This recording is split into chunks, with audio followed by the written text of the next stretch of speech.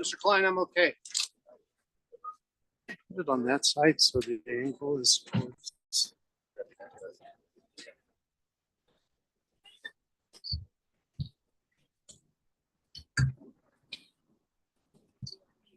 Okay, no problem. Just maybe this side. I saw that. I'll go to this side. Okay. Just want to know so that I don't have to remember.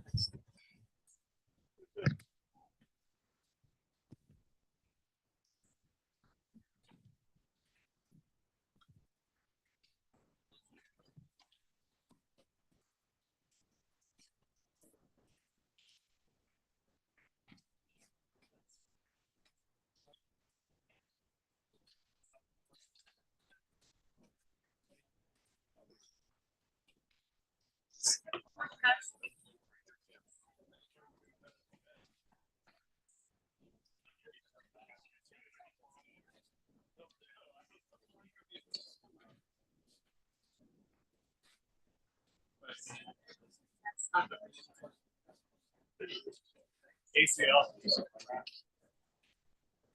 Good friend.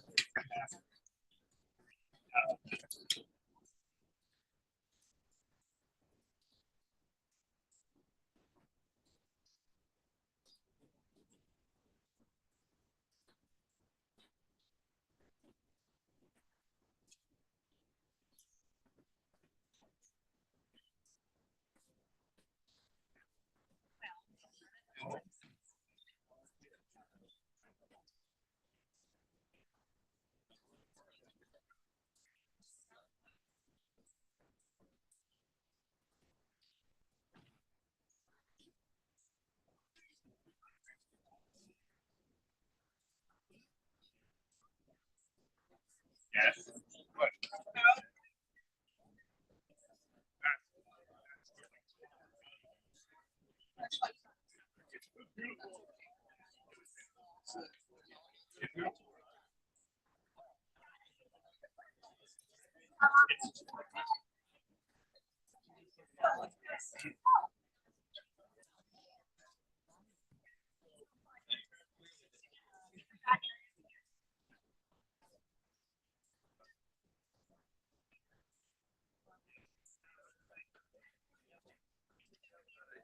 Hi.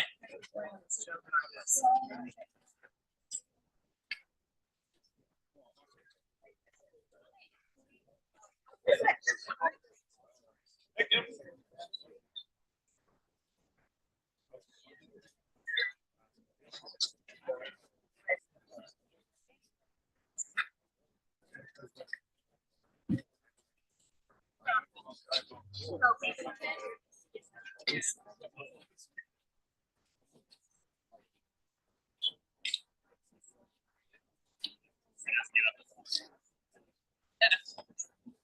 Funny, not funny.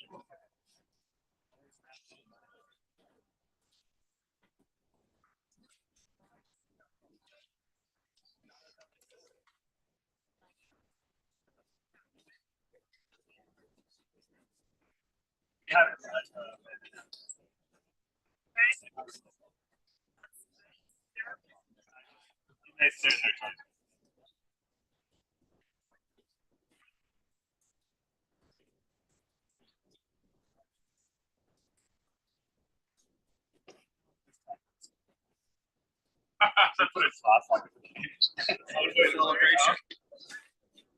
Party last night.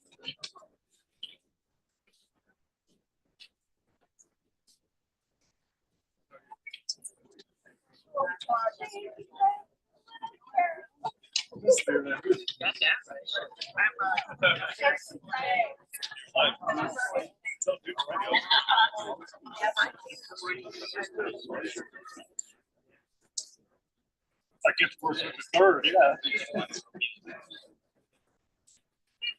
Tell them I can invite you to start making your way to the grave site or cabinet behind the chair.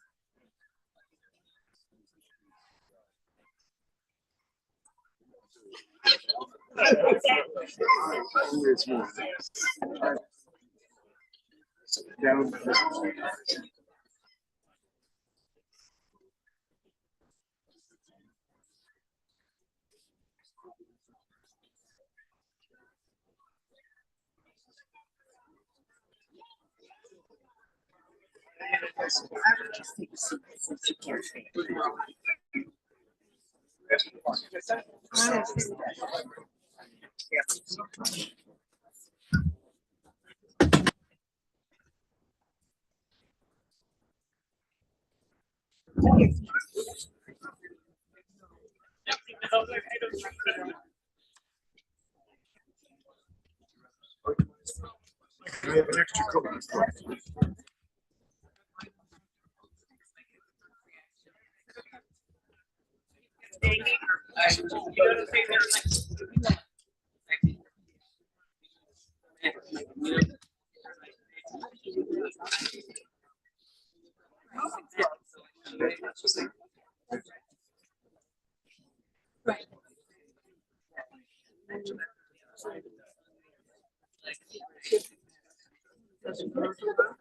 Pass it on to me.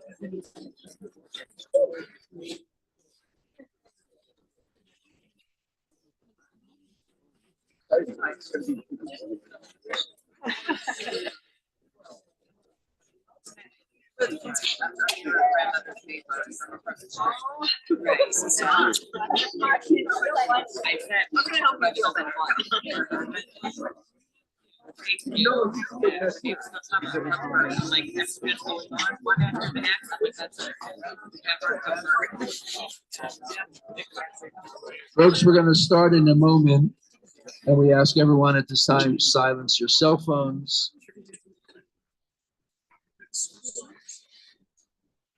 And there are chairs arranged for people, I guess primarily family right now, to sit, but others are welcome as well.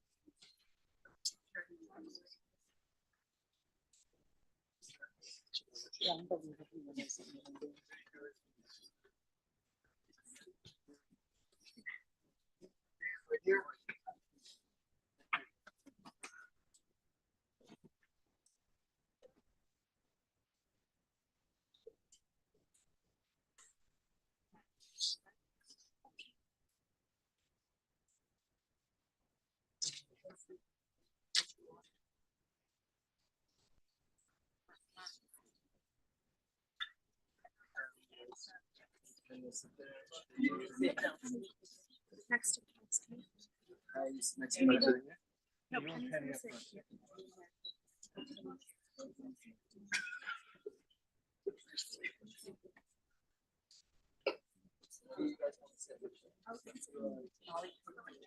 Yes.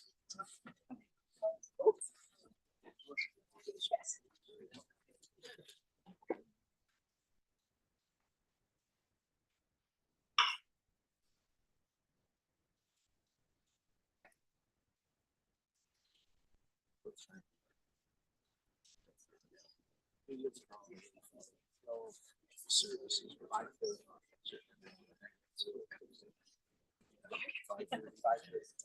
Different ages, 2 hours.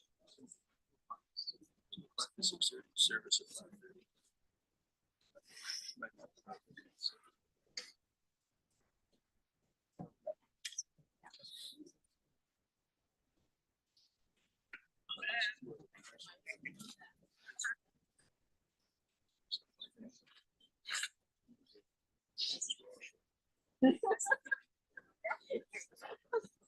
Excel.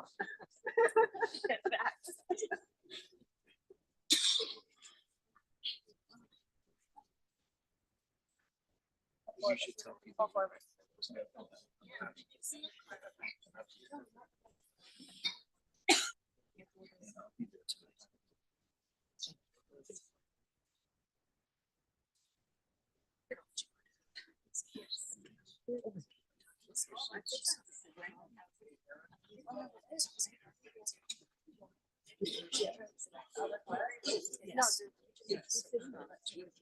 I'm sitting over there. If I want blanket, I'm sitting over there. I don't know. Where's Amy? They're taking. Where's Amy?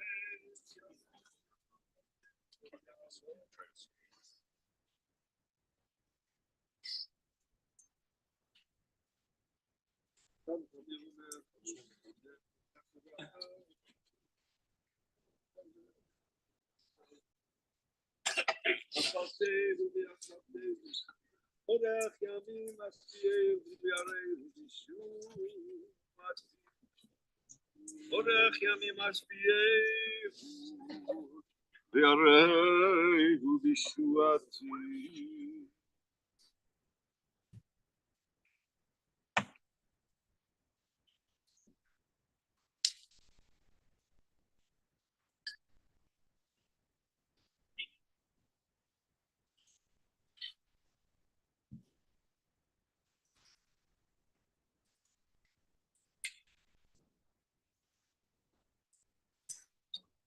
Very lucky that the rabbi gives me the honor to begin our service today. When I was a young man growing up in Brooklyn, I used to hear a lot of Yiddish accent and European accent growing up, way more than I do today, and I miss it. And we're not too many left. And for those of us who were younger when the survivors spoke that language, it's hard for us to see them go. But we're very lucky to have had them for this long. I'd like to sing first a little bit of Eshet Chayil that we sing every Friday night, not only to our wives and our mothers, but to all the women in the world.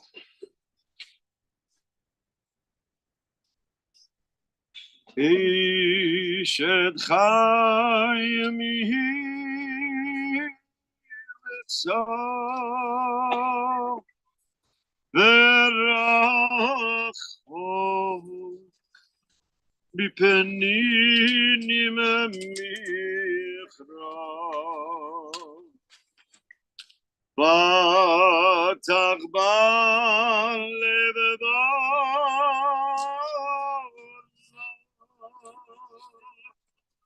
ושלח לא אפסור מזמורת דוד אדוני רואי לה אחסר בינות דשא ירביצני על מנוחות ינעלני נפשי ישואף ינחני במגלי צדק אוי למען שמו גם כי אלך בגצל מוות לא ירא כי אתה עמדי שילתך ומשענתך המה ינחמוני תערוך לבניי שולחן נגד סורריי תישן דבר שמן ראשי כוסי רוויה אך טוב וחסד ירדפוני כל ימי חיי ושבתי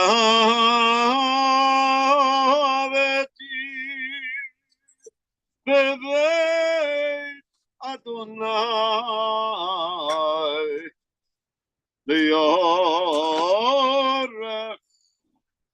לאורך ימים.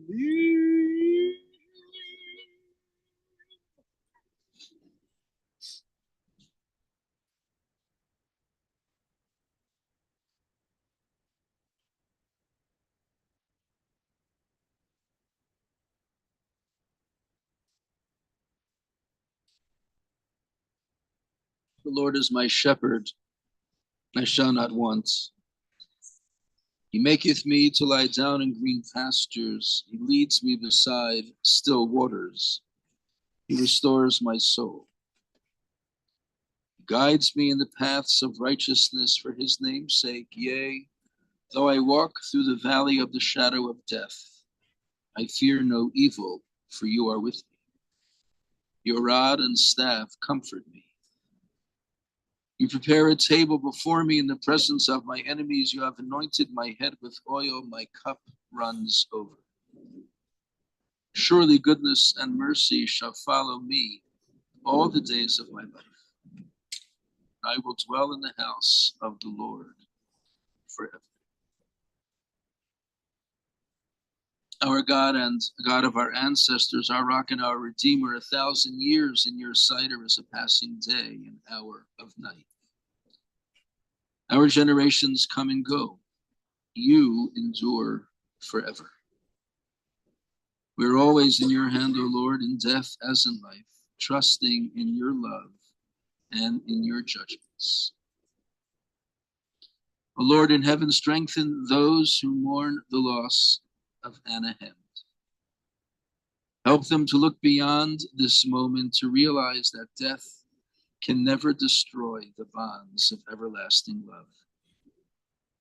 Sustain them with the knowledge of our faith that you do not abandon souls to the grave, that you do not allow your faithful to suffer oblivion, for you, O Lord, have taught us the way of life. Through you, we gain eternity. And let us all say, Amen.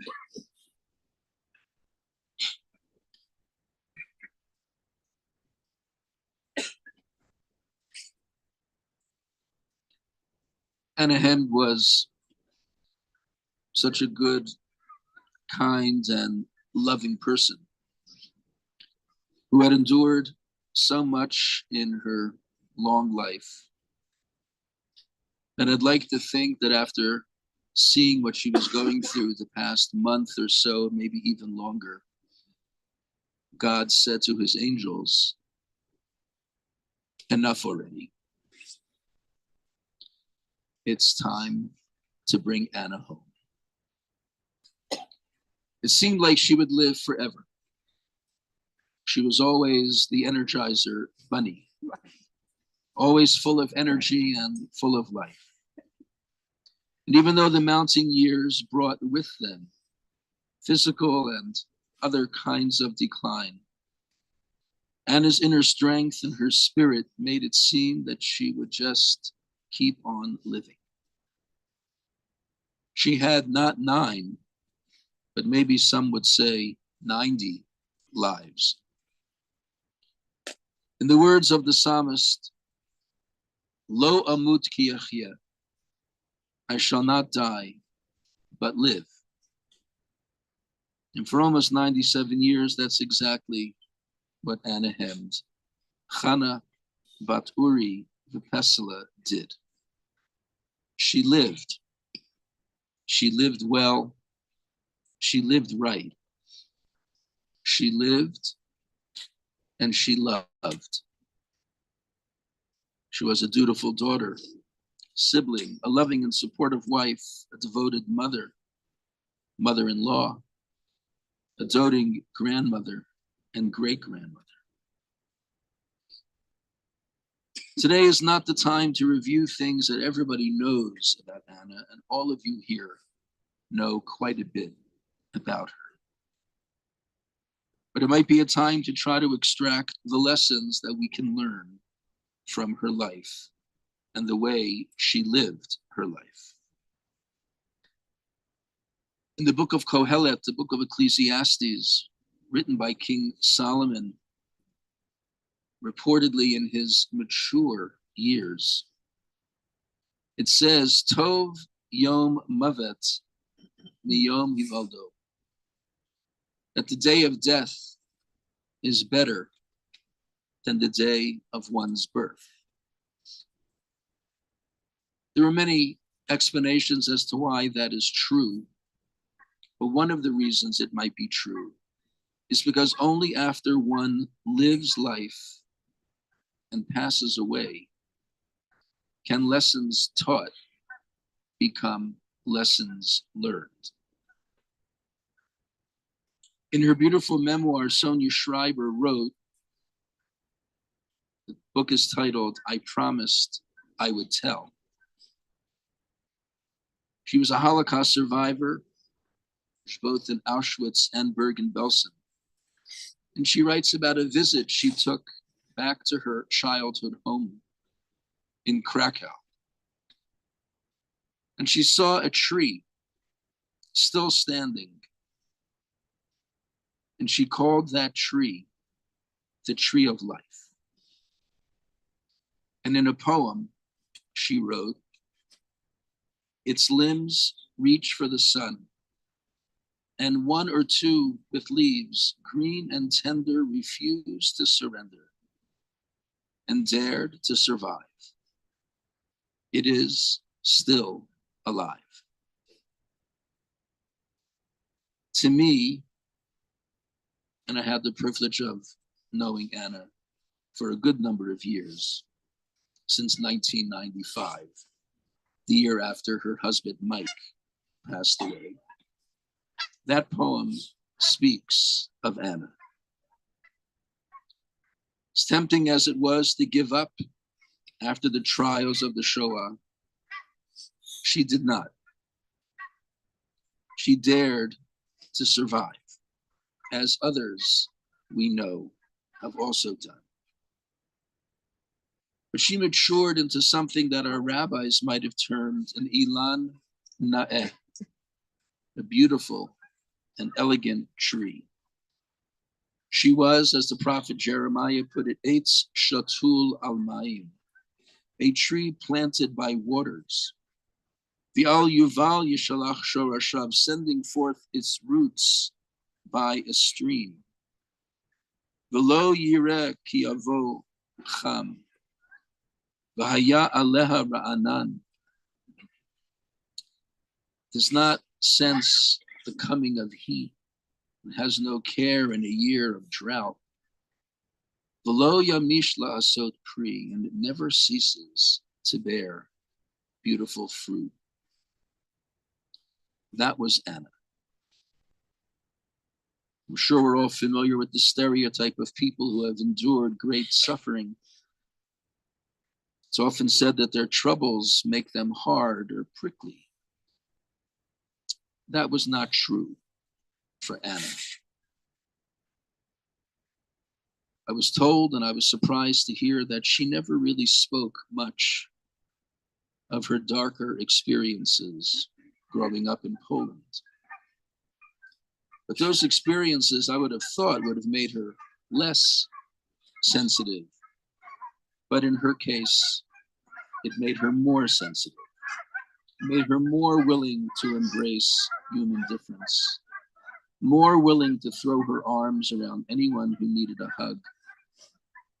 She listened to stories, and she was attentive to the story behind the story. Born in Częstochowa, Poland, forced to live in the ghetto, liberated, and then in 1945 married Mike. She was 17. He was 24. After the war, they went to Germany, and then in 1948, went to Israel for 10 years and came to America in 1958, ultimately making their home here in Denver, first on the west side and then here on the east side. It was not easy. There was lots to overcome, not only the status of survivor, but also had virtually no money. There were language issues and more. Anna worked. She worked hard at Star Bread, packing and schlepping bread on large pallets. It was not easy, but she never complained. She never, ever complained about anything, unless you crossed her principles. Whatever she thought was her principle, and she was very loyal to principle. If you crossed those, you would earn at least a look that let you know exactly what you did. She always did what she had to do, together with her husband Mike, to put food on the table and raise their wonderful children, Penny and Eileen. Her whole life seemed to be a lesson in the importance of kindness. She didn't go out of her way to talk about that. It was just her daily MO. It was always a joy to be able to be in front of her and talk to her and say hello to her and get a hello back. She really was one of the kindest and sweetest people you would meet. Whatever you needed, she would provide. And she wanted you to know that if you needed anything, she would try to make sure that you had it. And certainly within the confines of her beautiful, beautiful family. This was extremely obvious and just the daily dose of Anna. Anna was almost 97. She was 96. In Hebrew, the letters for 96 are Tzadi and Vav. Tzadi is 90, Vav is 6. And it is the name of a Torah portion we have, the Torah portion of Tzav. Tzav means command. It means consistency, constancy, loyalty, doing what needs to be done. And in her own resolute but kind and gentle way, she always did what needed to be done. It was an honor for me to be able to know her for so many years. And when I saw her at the home recently, it was a little bit of a different Anna than I knew from years ago. And as I said, God decided that it really was time to bring her home. And I think she is home once again. There are any number of people this morning who are going to offer their own deeply personal memories of Anna. I know on my list, I already have Harry and Penny, Amy and Brenda, David and Ben, Max and Molly were going to be joining, and great-grandchildren are going to speak as well. I would ask each of them when they come forward to introduce themselves as they offer their touching memories for all of us.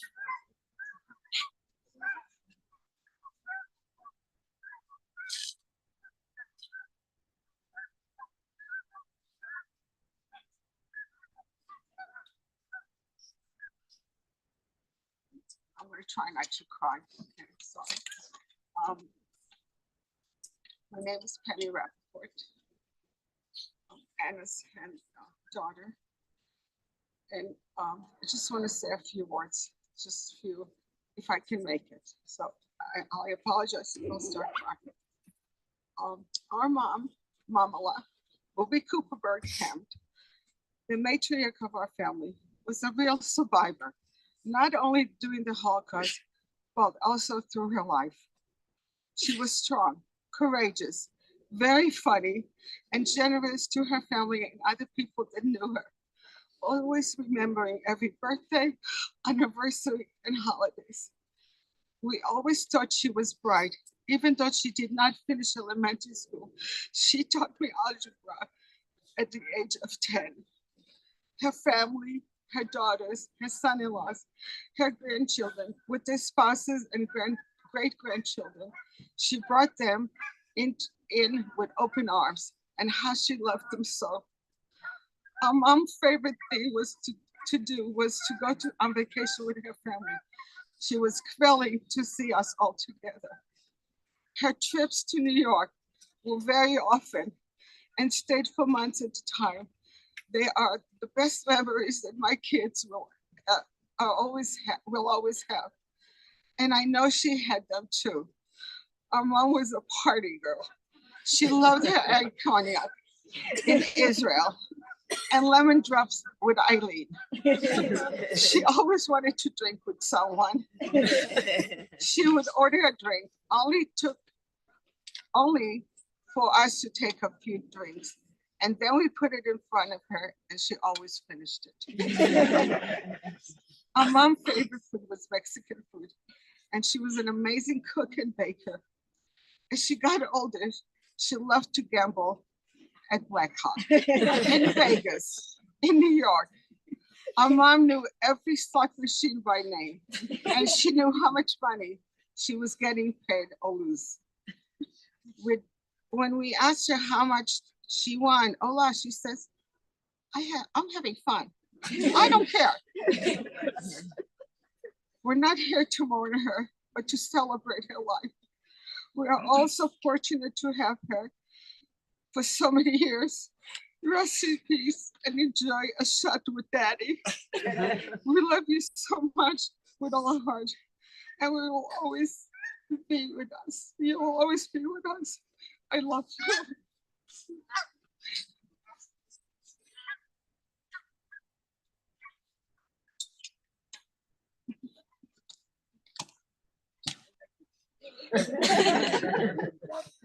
Thank you for all honoring my mother-in-law, Anna Hand, here today. I'm going to refer to her as Bobby Hanker, because once she had grandchildren and great-grandchildren, that's who she became. My name is Harry Rappaport. I'm Penny's husband. And as the family all knows, I was Bobby Hanker's favorite son-in-law. It's true. But don't feel bad, Mike, because you're my favorite brother-in-law. A quick anecdote. Quite a few years ago, probably 20 or 30, two Hasidic young fellas knocked on the door and they asked for tzedakah. And my mother-in-law went, got her purse, and she gave a very generous tzedakah to one fellow. And he said, "What about my friend?" And she said, "Well, I gave you tzedakah, you give him tzedakah." Without repeating what others will say or have said, I'd like to first speak of her early years. Bobby Hanker was the daughter of Uri and Pesla Kuperberg. She was the oldest of 5 girls. I think she would like to mention her sisters, whom she loved so dearly and lost at a young age to a mass grave in 1942, along with her mom. Her sisters, in descending order, first was Dvasha, 2 years younger than her. She survived with her, the only one to have survived in the family with her. And then there was Leah, Chaya Fega, and the youngest was Sarah. At the end of her life, in her sleep, she would call out for her baby sister, Sarah. She was just 12 years old, and Dvasha was 10 when the war began. On September 4th, 1939, a day that became known as the Bloody Monday, a day when Jews were slaughtered by the advancing Nazi troops. Picture a day similar to October 7th. Bobby Hanker and Dvasha spent their wartime years as slave laborers, children as slave laborers in Częstochowa, Poland, working in a munitions factory 12 to 18 hours a day, loading gunpowder into bullet casings. They needed small girls because the bullets needed small fingers to be loaded.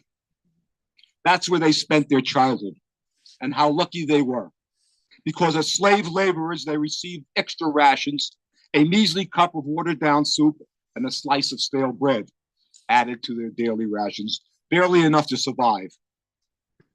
But there was a mom and 3 younger girls at home, so Bobby Hanker and her sister, just children themselves, would sometimes take a bite, but always put the remainder in their pocket and bring home what was left for the family.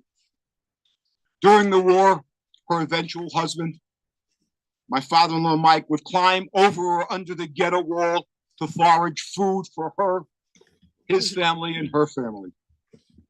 And on that September 1942 day, when she and her sister came home from the munitions factory, she found her mom and 3 younger sisters no longer there in a mass grave. Her dad survived till 2 weeks before the end of the war, when he died of typhus.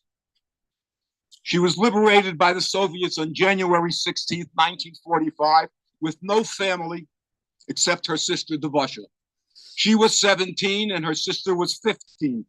There was a burning desire for family because there was no one left. And at 17 and her sister at 15, they married. The family relocated to Israel in 1948 to 1958, along with Penny, who was born in Germany in 1946. They settled in Denver to be with Mike's brother, Jack, who was then living in Denver, and where Eileen was born in 1960. Anna and Mike both worked hard and eventually achieved the American dream. In 1965, when I was in the Air Force in Colorado Springs, my folks, also Holocaust survivors, knew that the Hems family lived in Denver and had me call to say hello. The Hems immediately invited me for a Sunday, and I must say, I believe they fell in love with the young Yiddish-speaking soldier. And for me, it was easy to fall in love with them. I might add that it wasn't so immediate love for their beautiful 18-year-old Penny, who had a boyfriend at the time. The Hams would invite me up again and again, and eventually I won Penny's heart, and here we are. Bobby Chanka raised 2 wonderful children, helped raise 6 amazing grandchildren, and the dividend, 9 adoring great-grandchildren. She knew and loved each of her grandkids and great-grandkids and took such pleasure when each one visited. I couldn't end my remarks without saying thank you to Eileen and Mike, who brought Anna into their home when she was so sick and made it her home when she could no longer live by herself. They made her so comfortable and extended her life with much love and gave her dignity. Right up to the very end, Eileen and Mike, you are special people. I stand before you today with a heavy heart as I bid farewell to a significant and irreplaceable piece of my mosaic, our Yiddish mama, an Emestika Ashes Chayil, a true woman of valor, our Bobby Chanka, a woman who not only gave life to the person I love most, my Penny, but also enriched mine in countless ways. I love you, Mom, and I will always miss you.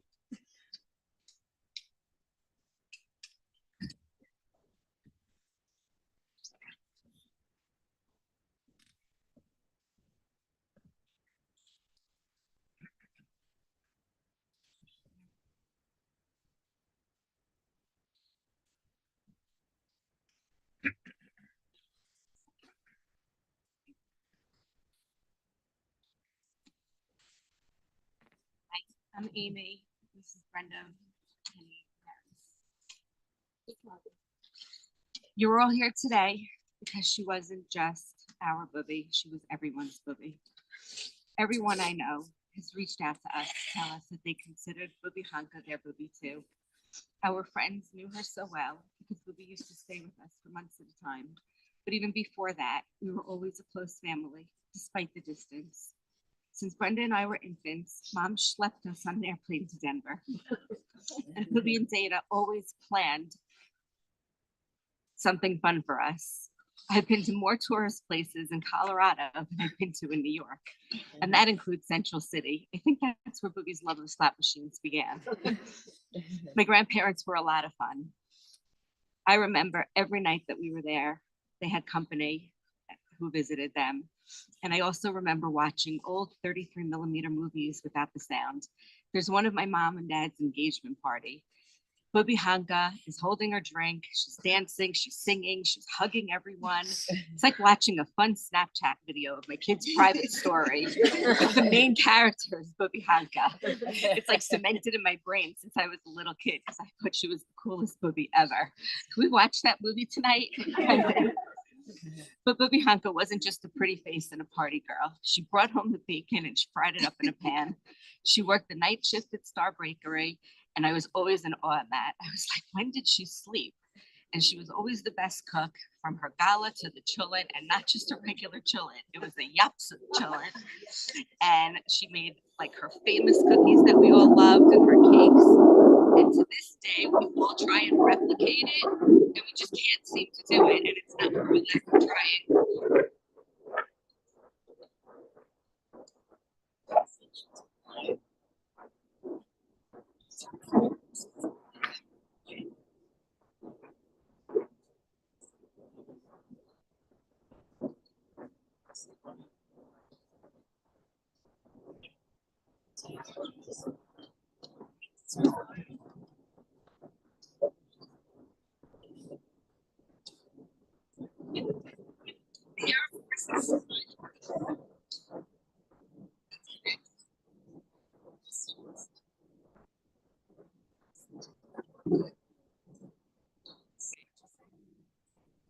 Bobby was really smart. She wasn't just opinionated. She wasn't very opinionated, but if she didn't like something, you knew. By the way, she didn't say anything. It was just kind of a look. And you all know what I mean. I was 20, she gave me the best advice. She didn't like one of my boyfriends. Most people didn't. All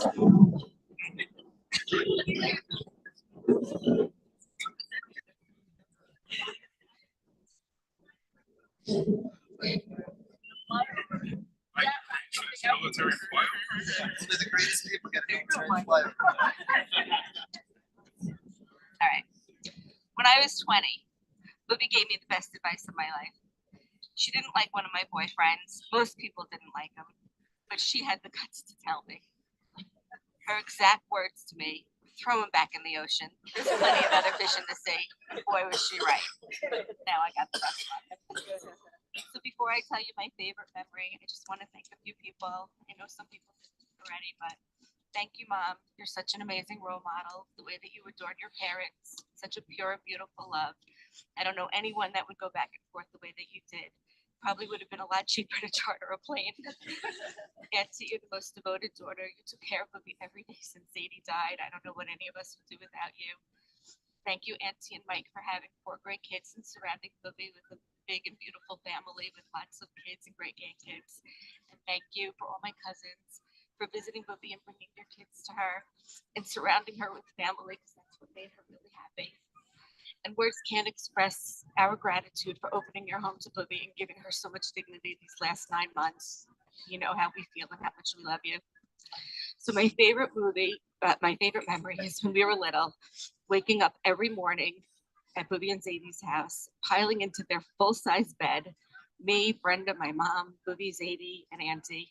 We just hang out in their bed for at least like an hour every morning after we woke up. It was like a big slumber party every single day. Booby and Zadie would joke around with each other all the time. Zadie would always say, Hanka, stop hacking me in Chanak. And that means stop nagging me. But the literal translation is stop hitting my tea kettle. So we thought it was hysterical. And he would just keep saying it all the time because we would laugh. And that's what I remember. I remember always being together. Zadie was always making us laugh. Booby was always smiling, always laughing. And that's the good memories that I always have. Booby, I miss that smile already. I know that no one lives forever, but I really felt like if anybody could, it was going to be you. Now you're finally back together with Zadie, so please give him a big kiss for me.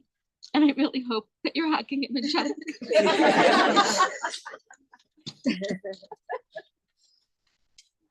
Hi, I'm Brenda. Booby's granddaughter and Penny and Harry's daughter. My grandmother was the strongest person I ever knew. When I was a child, I named her Macho Booby because I was so amazed that she could carry 2 heavy grocery bags in one hand. But what was more impressive was her emotional strength. As you know, Booby was a young survivor of the Holocaust, and she lost most of her family. But when I was a kid, my grandparents didn't talk about that dark part of their lives with me. My Booby and Zadie seemed carefree and were the most kind, fun-loving, funny, and fun people in the world. They shared a beautiful love and were devoted toward each other and our family. During my childhood, we would come to Denver to visit during summer vacation, school breaks, and holidays.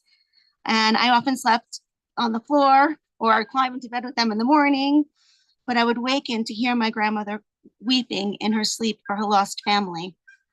When I got older, I understood that her joy and her happiness and her strength and love during the day was a choice she made. I once asked Booby if she hated Hitler for murdering her parents and sisters. She calmly and quietly looked me in the eyes and she said, "My heart is full of love and there is no room for hate. And my Booby had the biggest heart of everyone." So Booby, thank you for modeling devotion, dignity, joy, and respect. And thank you for cooking and baking with me because I'll always cherish those moments. They're my favorite in the world. Booby, thank you for making me feel like I was always the most important person in the world when I was with you. And thank you for showing me that happiness and dignity are always a choice, no matter the circumstance. Booby, thank you for teaching me to love so deeply, so there's no room for hate in my heart. I'm the luckiest girl in the world that you were mine, and I'm so grateful and blessed. Thank you. I love you.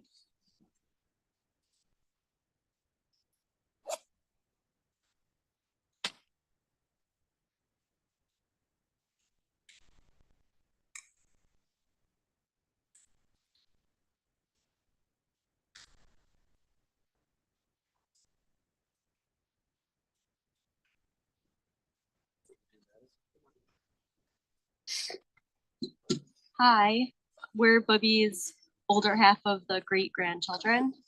I'm Madeline. I'm Rachel. I'm Melanie. And I'm Jen. Not many people can say they've met their great grandma. I'm lucky enough to have had my great grandma in my life for 24 years. When we were growing up, Bubby would come to New York for months at a time. She would come to our dance recitals and school events. She would teach us how to make her cauliflower coquettins. She would do arts and crafts with us, and she would always go along with whatever silly thing we wanted to do. Bubby cared for us and loved us in the most special way. She was the best role model as a mom, grandma, and great grandma. Being a Holocaust survivor, her strength and positivity that she carried with her throughout her entire life always amazed me. I hope to be able to be even half the woman that she was. Bubby, I know you're with Zadie and your sisters in a better place. I miss you already. I'll love you forever and will always remember the amazing memories we've shared. In all of the condolence messages I have received since Wednesday, I've noticed a common theme. Everyone says, I know how much Bubby Honka meant to you. It's true. Every person who knows me knows how much Bubby Honka means to me. Bubby Honka is the strongest and kindest person I've ever met and probably ever will. While she was supposed to be in high school living a normal teenage life, she survived the most unbearable atrocities and hatred imaginable. Instead of being bitter and angry, she always had the most positive attitude. I really don't know how she did it, but her resilience is what I admire about her the most. From nothing, she created our entire family, and from hate, she created love. That is who our Bubby was. She was the ultimate survivor, and she still is because she lives through all of us. Her 2 daughters, 6 grandchildren, and 9 great-grandchildren.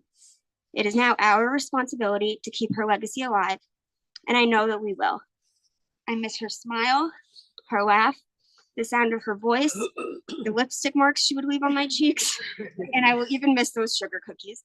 But most of all, I feel so grateful to have had Bubby Honka in my life for 22 years. I'm grateful that I was able to love her and know her for so long. I will always remember how funny she was and remember how warm and welcoming she was, and mostly how big of a heart she had.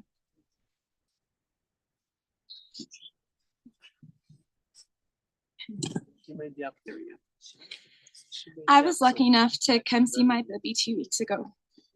Knowing she had a rough week, I didn't know what to expect when I saw her. But as soon as I walked in the door, she lit up. Her bright smile filled the room as it always does, and she gave me a big hug and kiss. We looked at pictures, shared stories. We watched The Wizard of Oz and Food Network.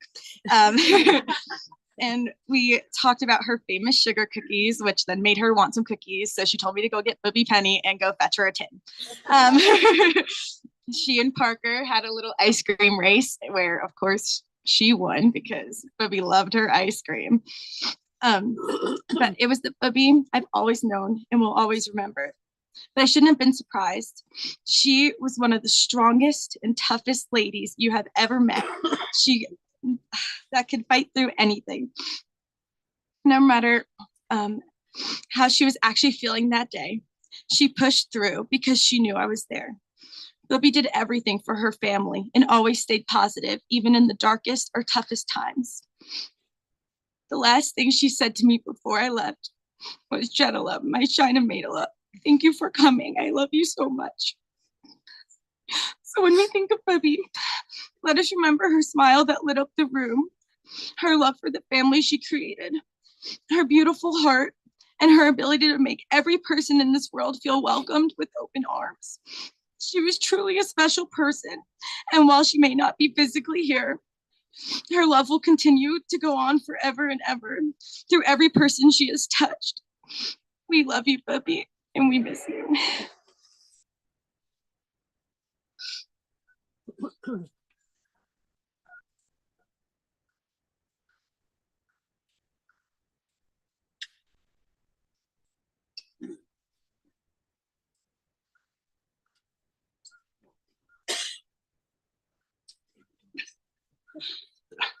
I'm Ben Rosen and his grandson. I'm David. This is Max. This is Molly. On behalf of our entire family, we want to start by thanking each and every one of you for being here. We would like to give a special thanks to the caregivers, Karina, Ellie, Trish, Randy, Amanda, Brittany, and Laura, who have been with her for the last 8 months, Tracy, Michelle, and Erica, who have been with her for the last 4 to 8 years. We truly cannot thank you all enough. It is apparent to see the impact that our Booby had on the community, the lives that she touched in some way or another. We are here to celebrate her life, a life that was lived with so much love, the love that we can still feel radiating on these grounds today.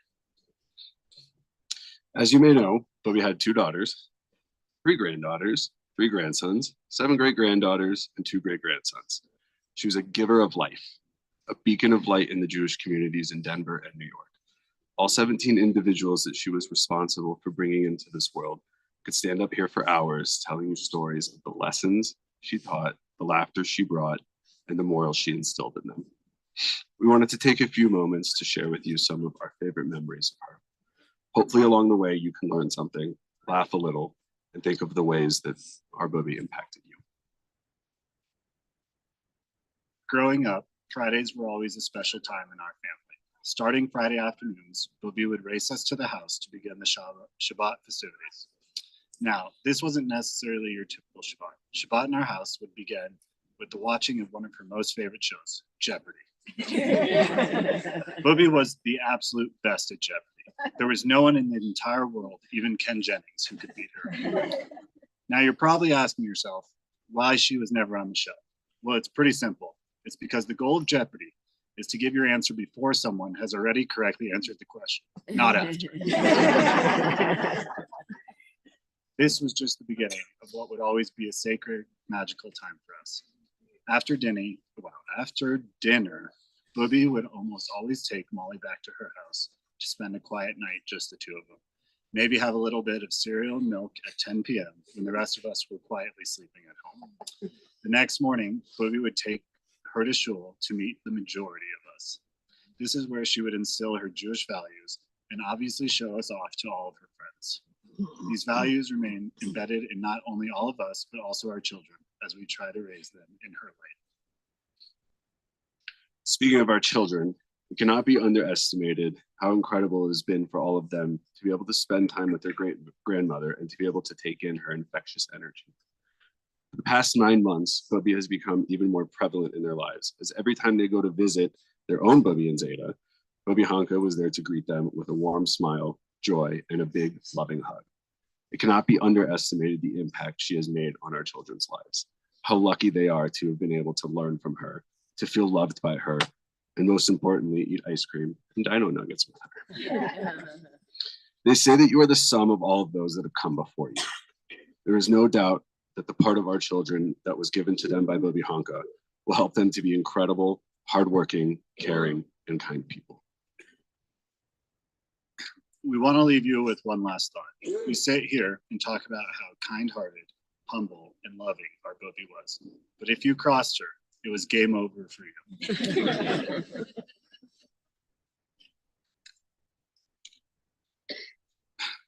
No one ever wants to admit to getting beaten up by your own 4-foot-something grandmother.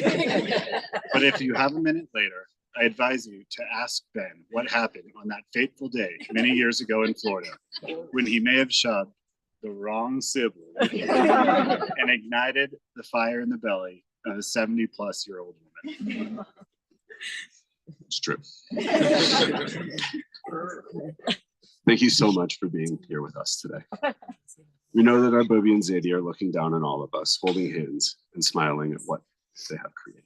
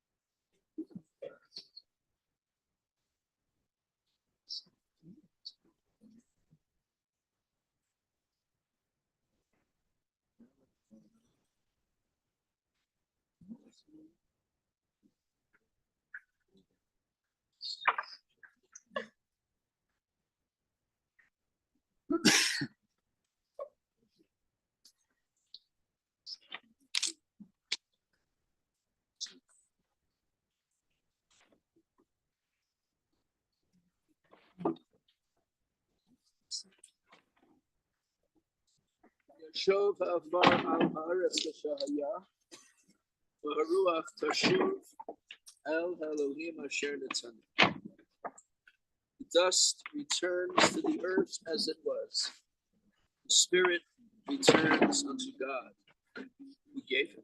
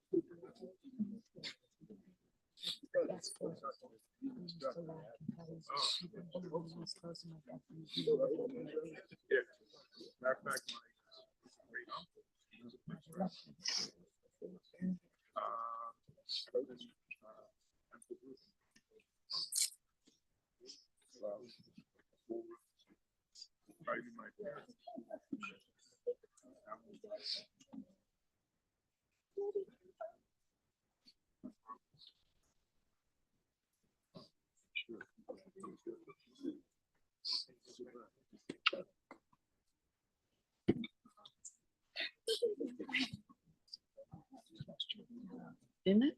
It's amazing.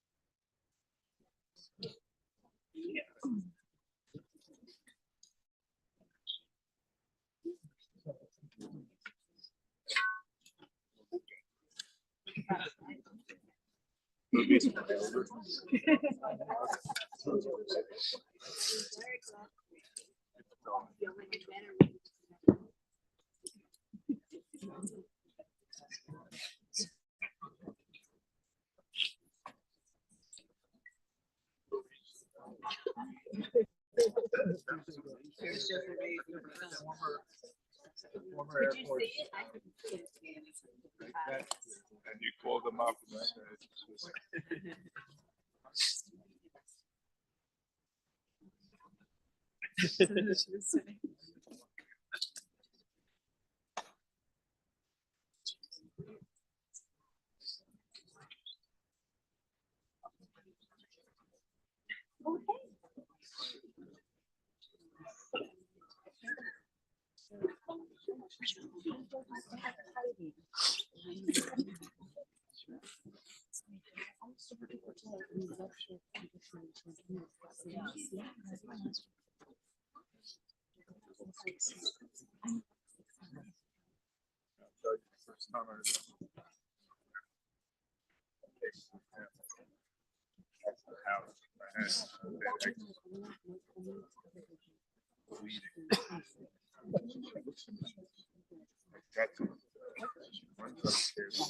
I know we're still filling up the grave, ladies and gentlemen.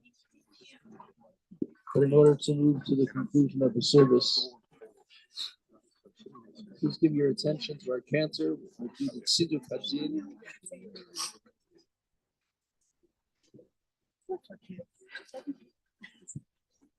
Seek to bolster our faith in the goodness of God at this time.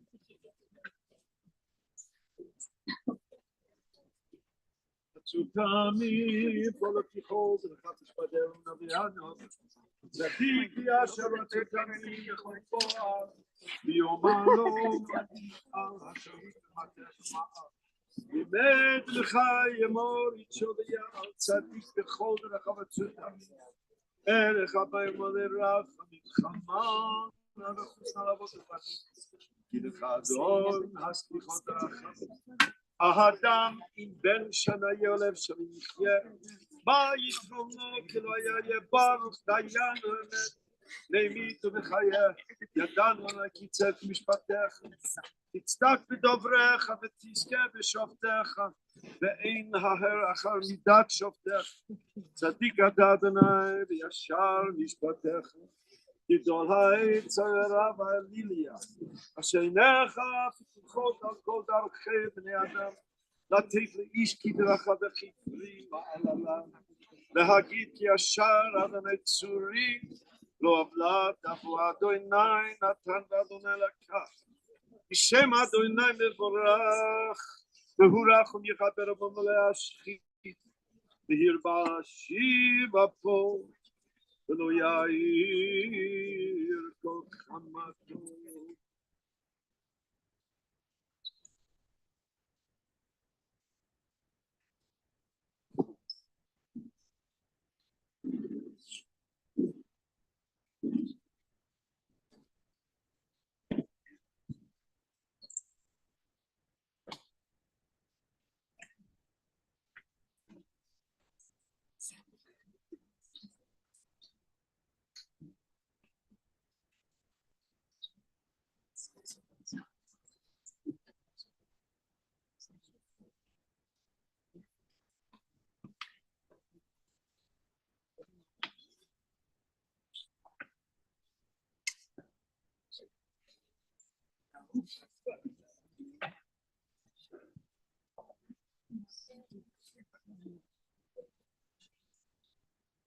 Eileen and Penny are going to say Kaddish.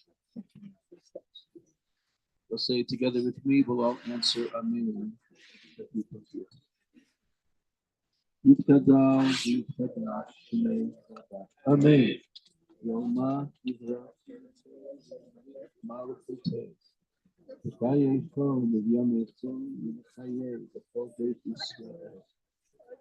Agala, the Yisrael, the Amen, the Shmei, Rabba, the Barak, the Yoma, Yitkadal, Yitkadal, Yitkadal, Yitkadal, Yitkadal, Yitkadal, Yitkadal, Shmei, the Kisha, the Ola, Obekata, the Shirata, Ishbekata, the Nechamata, the Amiran, the Omar, the Uamen, Yehez, Shama, Rabba, Nishamaya, the Sayin Alenu, the Alko Yisrael, the Uamen, Yosef Shalom, Yosef Shalom, Alenu, the Alko Yisrael.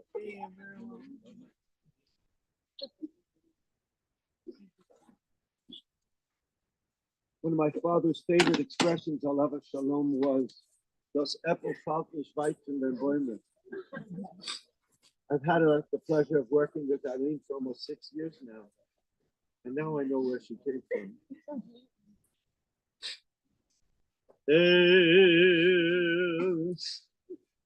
Malerachami.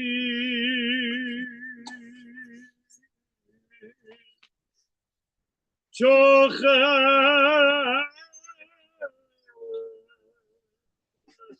Vameromi Hametze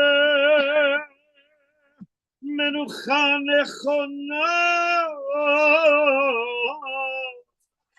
Tachat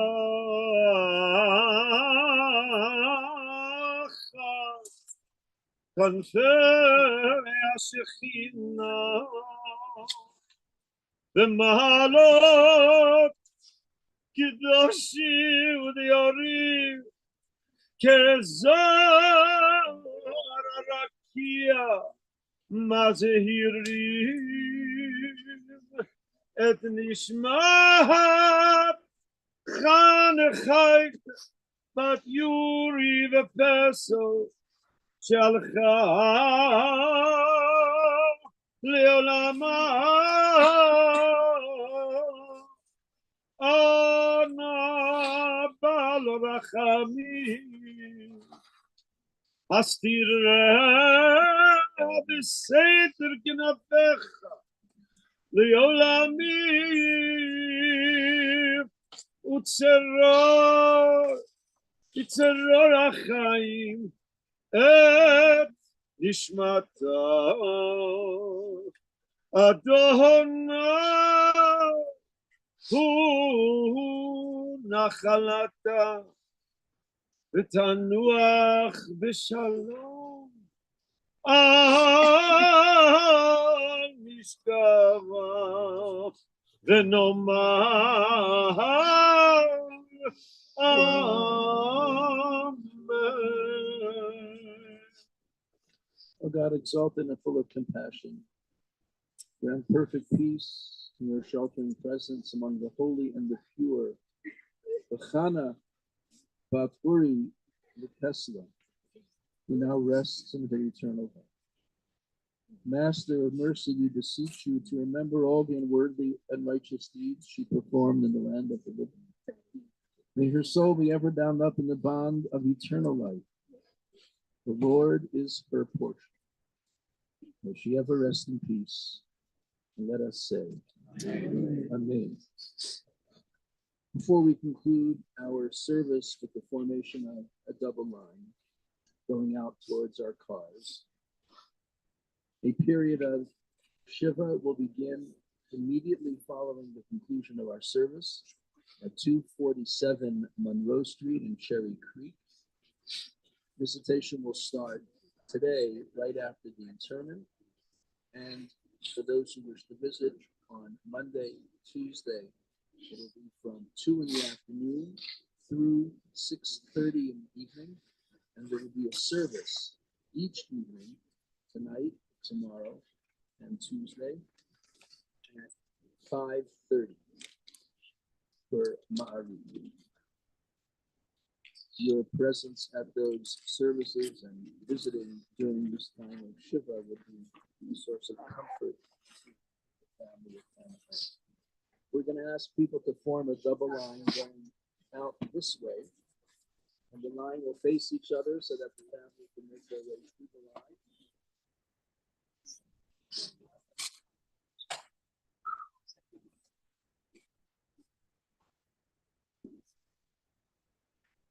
And as the family of mourning makes their way through the line, I ask everyone else to say the following words, one word at a time after me.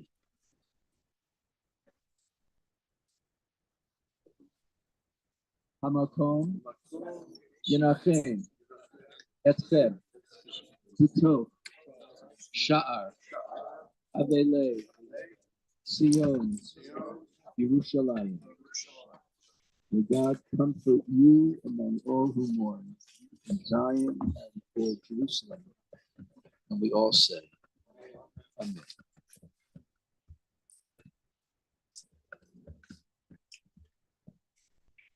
You may return to your cars.